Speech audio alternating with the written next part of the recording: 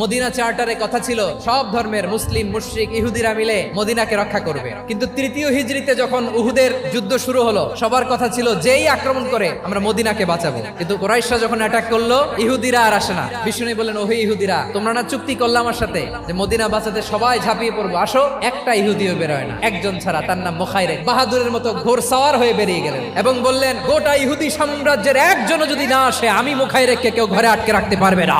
বেরিয়ে আসলেন, এসে বললেন, আমি মুহাম্মদের পক্ষে যুদ্ধ করব। আমি মারা গেলে আমার সম্পদ আমার উত্তরাধিকারীরা পাবে না, আমার সম্পদ তোমরা মুহাম্মদকে দিয়ে দিবা। সুবহানাল্লাহ বলেন। উহুদের ময়দানে 70 জন মুসলমান শহীদ হলো। এই ইহুদি সেও মুসলমানের পক্ষে যুদ্ধ করে নিহত হলো। মুসলিমদের লাশের পাশে মুখাইরিকের লাশ দেখে বিশ্বনবী মুখাইরিকের প্রতি অনেক খুশি হলেন। আর বিশ্বনবী খুশি হয়ে বললেন, মুখাইরিক, যদিও তুমি ইহুদি, তারপরে তুমি সব ইহুদিদের মধ্যে সেরা ইহুদি। পড়েন সুবহানাল্লাহ। আমার নবী ইহুদিকেও সম্মান দিতে কার্পণ্য করে নাই। আওয়াজ করে বলেন আল্লাহু আকবার।